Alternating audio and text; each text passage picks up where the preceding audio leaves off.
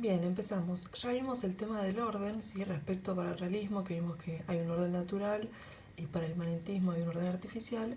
Y en la clase de hoy vamos a hablar del segundo vértice, el triángulo, que es qué visión de Dios tiene cada una de estas posturas. Bien, vamos a arrancar con el realismo. Ahora tengo pizarra, así que espero que sea de ayuda.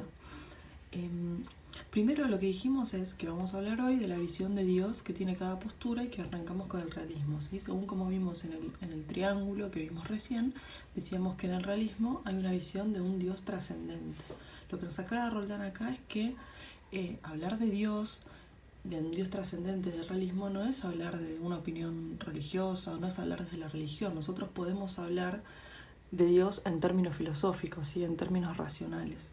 Una religión, nos dice Roland, puede llegar a adoptar esa postura filosófica, pero es una postura filosófica, no es una postura religiosa. Bien, entonces nosotros habíamos visto en la clase anterior que para el realismo hay un mundo que es ordenado, en el cual hay un orden natural, ¿sí? Entonces lo que vamos a ver hoy es que si hay un mundo que es ordenado, que es bueno, que es verdadero, ese mundo para el realismo fue hecho por un Dios creador, ¿sí? Por un Dios trascendente. Si nosotros vemos las cosas de este mundo, ¿sí? Que son finitas, es decir, que tienen finitud, el tema del que hablamos la semana pasada, en la clase anterior, ¿sí? Vemos que esas cosas finitas fueron causadas por un Dios que es infinito, ¿sí? Entonces, ¿qué sostiene el realismo? Que Dios está en el mundo, pero que no es el mundo, ¿sí? ¿Qué quiere decir esto? Que Dios está en el mundo, pero no es el mundo. Vamos a hablar de este tema, que es hablar del tema de la relación de presencia y distancia, ¿sí? ¿Qué quiere decir hablar de presencia y distancia? Vamos a ver a qué nos referimos con presencia y distancia en el realismo y cómo después esto se ve en el inmanentismo. ¿Qué quiere decir entonces esta relación de presencia y distancia en el realismo? ¿Sí? Cuando hablamos de presencia, quiere decir que Dios está en el mundo, ¿sí? Es decir, que todo lo que nosotros encontramos en el mundo que existe es causado por Dios, que toda la perfección que encontramos en las cosas finitas es un reflejo de esa perfección de Dios, ¿sí? Pero que, ¿por qué hay distancia? Porque Dios no es las cosas, ¿sí? Está en las cosas, pero no es las cosas, no está fusionado, mezclado con ellas. Entonces nos dice Roldán, vemos que hay una relación vertical, ¿sí? Entre Dios y el mundo, ¿sí? Y que esa relación vertical de presencia y distancia entre Dios y el mundo, ¿sí? Esto de que Dios está en el mundo, está en las cosas, pero no es las cosas, ¿sí? Fundamenta esa relación horizontal que podemos encontrar en los seres finitos, ¿sí? Aquí hay una relación de presencia y distancia en los seres finitos. Y nos habla de esa relación de presencia y distancia en el conocimiento y en el amor. Entonces, respecto del conocimiento, la relación de presencia y distancia, ¿en qué sería? Por ejemplo, yo estoy conociendo ahora esta pizarra que estoy viendo, ¿sí? Esa pizarra, en cuanto que la estoy conociendo, digo que está en mí de manera inmaterial, ¿sí? Pero al conocer la pizarra no deja de ser pizarra y yo no dejo de ser yo, sino nos estamos fusionando, la pizarra no desaparece por el hecho de que yo la conozca, ¿sí? Sigue preservando su propio ser, su propia entidad, ¿sí? Y yo sigo siendo yo, pero la estoy conociendo. Respecto del amor, el tema de presencia y distancia en el realismo lo encontramos en cuanto a que hablamos de presencia refiriéndonos a que cuando yo amo a alguien, ¿sí? Me siento unido a esa persona, porque hay un vínculo muy profundo que nos está uniendo. Pero ¿por qué hay distancia también para el realismo? Y porque para el realismo el amor verdadero implica que yo no absorba al otro, que yo no anule al otro, que yo no lo domine, ¿sí? Que el hecho de que yo lo ame no quiere decir que nos fusionamos al punto tal que de cada uno deja de existir, ¿sí? Y pierdo mi propia identidad, sino que cuando amo verdaderamente busco promover el crecimiento del otro, preservando su identidad, fomentando que el otro crezca y que pueda desplegar en la línea de lo propio, digamos, que pueda desplegar su propio ser. No lo anulo, ¿sí? No busco dominarlo para el realismo, sino que amarlo implica buscar que despliegue su propia identidad. Entonces, la relación horizontal de presencia y distancia que podemos encontrar en los seres finitos se fundamenta en una relación vertical de presencia y distancia entre Dios y el mundo, ¿sí?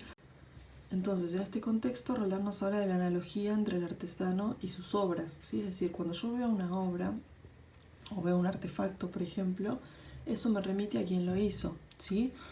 Ahí en el texto tiene el ejemplo de la computadora, ¿sí? Si una persona desarma una computadora, puede descubrir cómo esa computadora funciona, y al darse cuenta de cómo funciona y de que cada pieza, ¿sí?, está hecha por algo, ¿sí?, me doy cuenta, eso me remite a quien lo hizo, me doy cuenta de que eso fue algo que fue pensado, que alguien lo diseñó, que alguien lo pensó, ¿sí? Entonces, análogamente, yo puedo mirar y darme cuenta, ¿sí?, que este mundo que fue creado por un Dios, ¿sí?, por una inteligencia ordenadora, ese mundo fue prepensado, ¿sí?, como vemos ahí. Entonces descubro que hay un pensamiento de un creador, de un ser inteligente que lo pensó primero. Y de igual forma, nos dicen los realistas, que por qué yo soy capaz de amar algo. Porque eso que yo puedo amar es algo que así que como fue prepensado, y que por eso, porque fue prepensado, es que puedo conocerlo, también fue prequerido, ¿sí? Si las cosas fueron prequeridas, es decir, es porque son buenas, ¿sí? Porque son buenas en sí mismas, entonces puedo quererlas. Por eso, para el realismo, las cosas son cognoscibles, es decir, que puedo conocerlas, y amables por sí mismas, por su propio ser. Bien, vamos con la postura de Dios del inmanentismo, ¿sí? Roldán nos recuerda que siempre el inmanentismo es una postura secundaria, así que por lo general lo que hace el inmanentismo es negar alguna tesis realista, ¿sí? Entonces, en este caso, respecto al tema de la presencia y la distancia, lo que hace el inmanentismo es o negar la presencia o negar la distancia. O sea que nos encontramos o con una pura presencia sin distancia o con una pura distancia sin presencia, ¿sí? Como vimos antes en el triángulo, veíamos que para el inmanentismo Dios es entonces inmanente, ¿sí?, no trascendente, sino que está en las cosas. Entonces, si no hay límites en las cosas, si no hay una finitud, Dios no es trascendente. Entonces, si las cosas no tienen límites, tampoco puede haber un Dios que esté más allá de ellas, ¿sí? Y si esos límites que hay no son reales, lo único que existe es una sola cosa. Y ahí nos encontramos con la postura del monismo, ¿sí? Tenemos dos formas del inmanentismo respecto de Dios, ¿sí? Podemos hablar del tema del monismo o del nihilismo. Vamos a ver que tanto monismo como nihilismo son como dos contracaras de lo mismo, ¿sí? Monismo viene del griego monos, que quiere decir uno, ¿sí? Entonces el monismo, ¿por qué decimos que es una pura presencia sin distancia?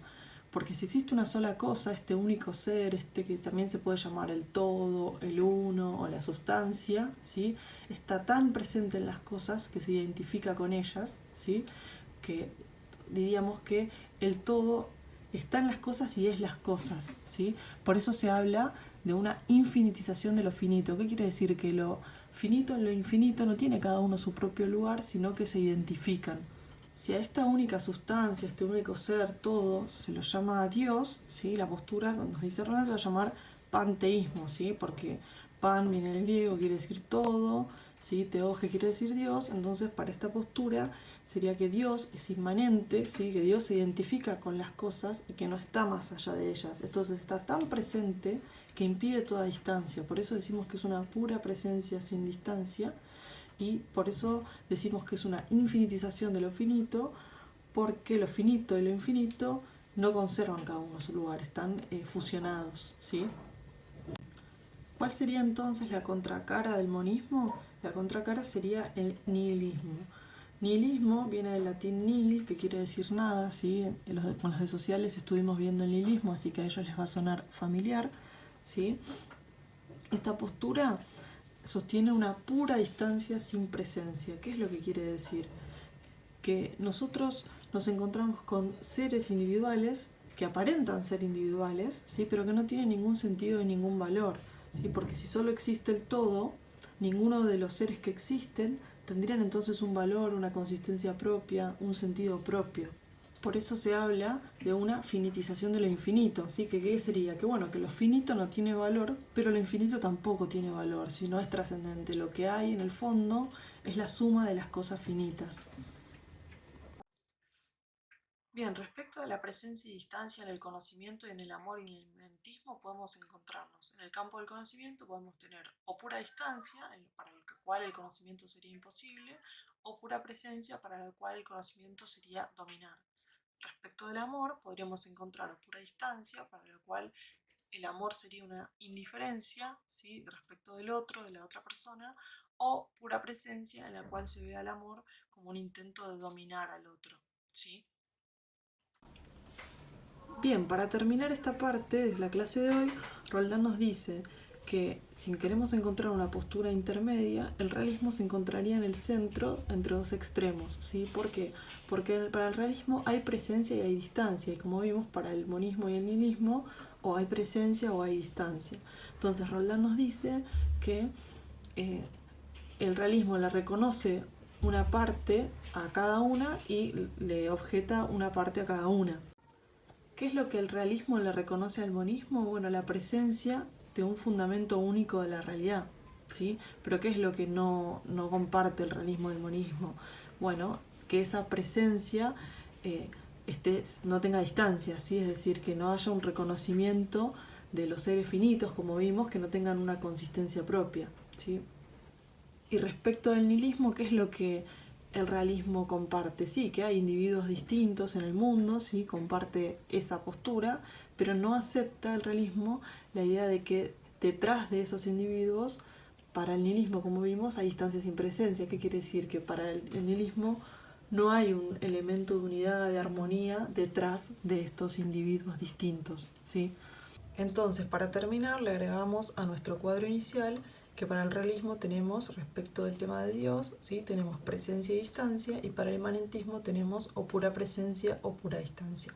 Bueno, espero que se haya entendido, y ahora les dejo en Edmodo las indicaciones para el resto de las cosas que tienen que ver para hoy, y si Dios quiere, la próxima clase nos conectamos por Zoom y charlamos. Les mando un beso.